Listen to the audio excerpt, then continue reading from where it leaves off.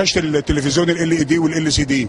الشاشه بتبقى ستاندر وممكن تستخدم في اي براند نيم او اي ماركه، لان شاشه ال جي، شاشه سامسونج، شاشه اي انواع اللي بتتجمع مع التابلت. مهندس عبد العظيم، انا عايزك قبل ما نبدا في المرحله الثالثه والتجميع اللي عليها، عايزك تكلمنا عن شهور الاعداد، يعني ازاي اعددتوا لتكوين خط الانتاج ده والبدايه فيه؟ والله بالنسبه للاعداد احنا على حسب تعليمات السيد الفريق الوزير رضا حافظ، ادى تعليماته للسيد رئيس مجلس الاداره ان احنا نبدا نجهز الكلام ده من اكتر من سنه.